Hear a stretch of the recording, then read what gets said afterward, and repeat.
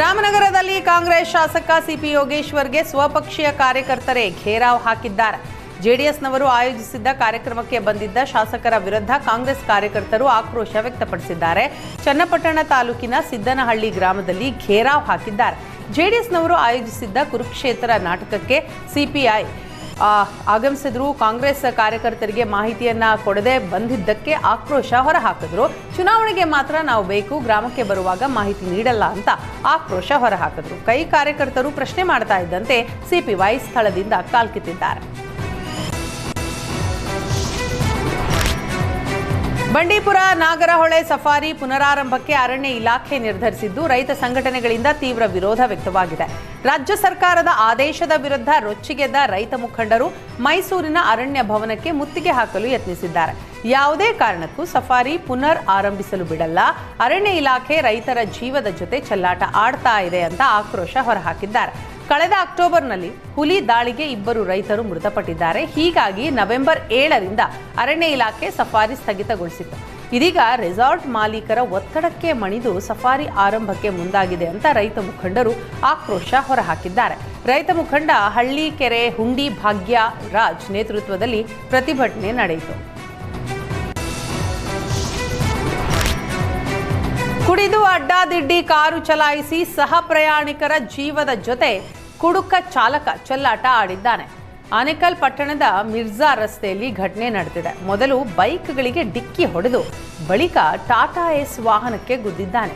ಕಾರಿನಲ್ಲಿ ಒಟ್ಟು 7 ಮಂದಿ ಪ್ರಯಾಣ ಮಾಡ್ತಾ ಇದ್ರು. ಅದೃಷ್ಟವಶಾತ್ ಯಾವುದೇ ಪ್ರಾಣಾಪಾಯ ಸಂಭವಿಸಿಲ್ಲ. ಚಾಲಕನ ಹುಚ್ಚಾಟದ ದೃಶ್ಯ ಸಿಸಿ ಕ್ಯಾಮೆರಾದಲ್ಲಿ ಸೆರೆಯಾಗಿದೆ.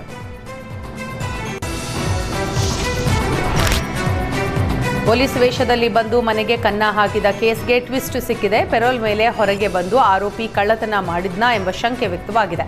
ಬ್ಯಾಡರಹಳ್ಳಿ ಬಿಇಎಲ್ ಲೇಔಟ್ನ ಉದ್ಯಮಿ ಮನೆಗೆ ಎಂಟ್ರಿ ಕೊಟ್ಟಿದ್ದ ಖದೀಮರು ಚಾಕು ತೋರಿಸಿ 20 ಲಕ್ಷ ನಗದು, ಅರ್ಧ ಕೆಜಿ ಚಿನ್ನ ದೋಚಿದ್ರು. ಖೈದಿಯೇ ಕಳ್ಳತನ ಮಾಡಿದ್ದಾನಾ ಅಂತ ಪೊಲೀಸರಿಗೆ ಅನುಮಾನ ಶುರುವಾಗಿದೆ. ಯಾಕಂದ್ರೆ ಪೆರೋಲ್ ಮೇಲೆ ಹೊರಗಡೆ ಬಂದಿದ್ದ ಖೈದಿ ರಾಬರಿ ಆದ ಮರುದಿನವೇ ಜೈಲಿಗೆ ವಾಪಸ್ ಬಂದಿದ್ದಾನೆ. ರಾಬರಿ ಮಾಡಿ ತನ್ನ ಆಪ್ತರಿಗೆ ಹಣ ಒಡವೆ ಕೊಟ್ಟು ಮತ್ತೆ ಜೈಲು ಸೇರಿರುವ ಶಂಕೆ ವ್ಯಕ್ತವಾಗಿದೆ. ಇದೀಗ ಬಾಡಿ ವಾರೆಂಟ್ ಮೇಲೆ ಖೈದಿಯನ್ನ ವಶಕ್ಕೆ ಪಡೆಯಲು ಪೊಲೀಸರು ಯತ್ನಿಸಿದ್ದಾರೆ. ರಾಯಚೂರಿನ ಕವಿತಾಳ ಪಟ್ಟಣದಲ್ಲಿ ವಿಚಿತ್ರವಾಗಿ ಜಾತ್ರಾ ಮಹೋತ್ಸವ ನಡೆಯುತ್ತೆ. ಜಾತ್ರೆಯ ವೇಳೆ ಶಿವಪ್ಪ ತಾತನ ಪಲ್ಲಕ್ಕಿ ಮೆರವಣಿಗೆ ನಡೆದಿದ್ದು, ಈ ವೇಳೆ ಮಹಿಳಾ ಭಕ್ತರು ನೆಲದ ಮೇಲೆ ಸಾಲಾಗಿ ಮಲಗಿದ್ರು. ಸಂಕಲ್ಪ ಮಾಡಿಕೊಂಡು ಸಾಲಾಗಿ ಮಲಗಿದ್ದು ಮಹಿಳಾ ಭಕ್ತರನ್ನ ತುಳಿತಾ ಶಿವಪ್ಪ ತಾತನ ಪಲ್ಲಕ್ಕಿ ಮೆರವಣಿಗೆ ನಡೆಯಿತು. ಹಲವು ವರ್ಷಗಳಿಂದ ನಡೆದು ಬಂದ ಪದ್ಧತಿಯಂತೆ ಮೆರವಣಿಗೆ ನಡೆಸಲಾಯಿತು.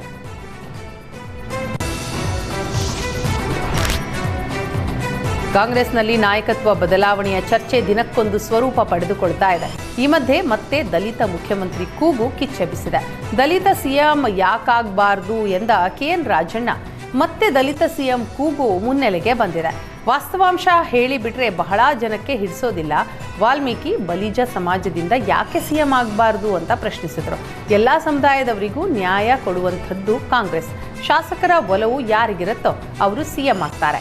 ಕಾಂಗ್ರೆಸ್ನಲ್ಲಿ ಒಕ್ಕಲಿಗರು, ಲಿಂಗಾಯತರು ಸಹ ಸಿಎಂ ಆಗಿದ್ದಾರೆ. ಬೇರೆ ಸಮುದಾಯಕ್ಕೆ ನ್ಯಾಯ ಎಲ್ಲಿ ಕೊಟ್ಟಂಗಾಗತ್ತೆ ಅಂತ ರಾಜಣ್ಣ ಪ್ರಶ್ನಿಸಿದ್ದು ಮತ್ತೆ ದಲಿತಾಸ್ತ್ರ ಪ್ರಯೋಗಿಸಿದ್ದಾರೆ.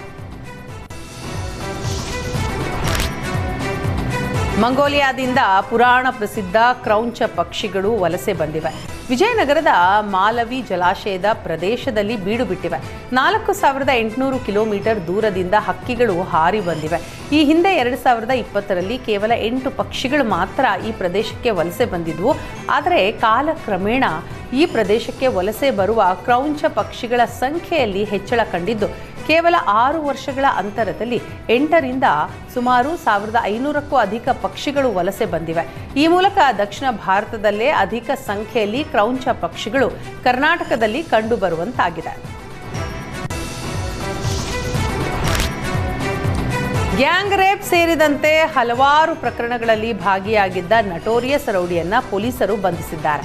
ಮಂಗಳೂರು ಸಿಸಿಬಿ ಪೊಲೀಸರ ಮಹತ್ವದ ಕಾರ್ಯಾಚರಣೆಯಲ್ಲಿ ರೌಡಿ ಶೀಟರ್ ಸಫ್ವಾನ್ ಹುಸೇನ್ ಅನ್ನ ಬಂಧಿಸಲಾಗಿದೆ. 31 ಪ್ರಕರಣಗಳಲ್ಲಿ ಭಾಗಿಯಾಗಿದ್ದ ಆರೋಪಿ ಸಫ್ವಾನ್ ತಲೆಮರೆಸಿಕೊಂಡಿದ್ದ. ಖಚಿತ ಮಾಹಿತಿಯ ಮೇರೆಗೆ ಆಂಧ್ರ ಪ್ರದೇಶದ ರಾಯ್ ಚೋಟೆ ಪ್ರದೇಶದಲ್ಲಿ ಕಾರ್ಯಾಚರಣೆ ನಡೆಸಿ ಸಫ್ವಾನ್ ಅನ್ನ ಪೊಲೀಸರು ಬಂಧಿಸಿದ್ದಾರೆ.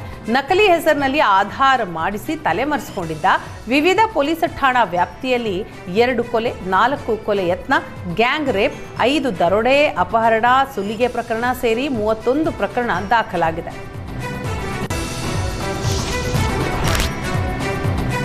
ಸರ್ಕಾರ ವರ್ಸಸ್ ಸಾರಿಗೆ ನೌಕರರ ಜಟಾಪಟಿ ಮುಂದುವರೆದಿದೆ.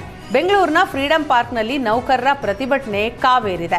ಇದೀಗ ಸರ್ಕಾರ 38 ತಿಂಗಳ ಬದಲಿಗೆ 26 ತಿಂಗಳ ಹಿಂಬಾಕಿ ನೀಡಲು ಸಮ್ಮತಿಸಿದೆ. ಆದರೆ ಸರ್ಕಾರದ ಆಫರ್ ಅನ್ನ ಸಾರಿಗೆ ಇಲಾಖೆ ನೌಕರರು ಒಪ್ಪದೆ ಪ್ರತಿಭಟನೆ ಮುಂದುವರೆಸಿದ್ದಾರೆ.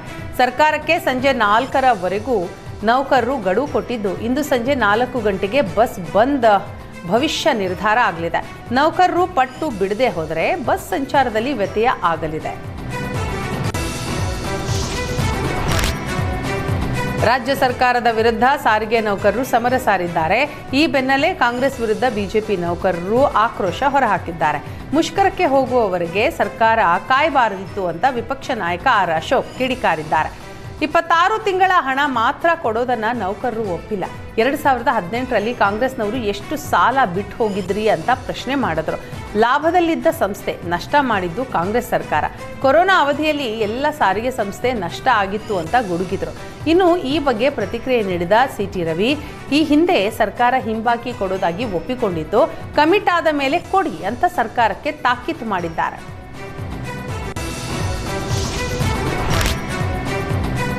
ಪುರಸಭೆ ಅಧ್ಯಕ್ಷ ಉಪಾಧ್ಯಕ್ಷ ಚುನಾವಣೆಯಲ್ಲಿ ವಿಪ್ ಉಲ್ಲಂಘನೆ ಮಾಡಿದ ಪರಿಣಾಮ 4 ಜೆಡಿಎಸ್ ಪುರಸಭೆ ಸದಸ್ಯರನ್ನ ಅನರ್ಹ ಮಾಡಿ ಡಿಸಿ ಆದೇಶ ಹೊರಡಿಸಿದ್ದಾರೆ. 2024ರ ಸೆಪ್ಟೆಂಬರ್ 14ರಲ್ಲಿ ಪುರಸಭೆ ಅಧ್ಯಕ್ಷ ಉಪಾಧ್ಯಕ್ಷ ಸ್ಥಾನಕ್ಕೆ ಚುನಾವಣೆ ನಡೆದಿತ್ತು. ಸ್ಪಷ್ಟ ಬಹುಮತ ಹೊಂದಿದ್ದ ಜೆಡಿಎಸ್ ಅಧಿಕಾರ ಹಿಡಿಯಲು ಚುನಾವಣೆಗೆ ವಿಪ್ ಜಾರಿ ಮಾಡಿತ್ತು. ಆದರೆ ಜೆಡಿಎಸ್ಗೆ ಮತ ಚಲಾಯಿಸದೆ 4 ಸದಸ್ಯರು ತಟಸ್ಥವಾಗಿದ್ದರು. ಇದರಿಂದಾಗಿ ಕಾಂಗ್ರೆಸ್ಗೆ ಅಧ್ಯಕ್ಷ ಸ್ಥಾನ ಒಲಿದಿತ್ತು. ಈ ಹಿನ್ನೆಲೆ ಪಕ್ಷಾಂತರ ನಿಷೇಧ ಕಾಯ್ದೆ ಅನ್ವಯ ಡಿಸಿಗೆ ಇತರೆ ಜೆಡಿಎಸ್ ಸದಸ್ಯರು ದೂರು ನೀಡಿದ್ರು. ವಿಚಾರಣೆ ನಡೆಸಿ ವಿಪ್ ಉಲ್ಲಂಘನೆ ಮಾಡಿದ್ದ 4ರನ್ನ ಅನರ್ಹಗೊಳಿಸಲಾಗಿದೆ.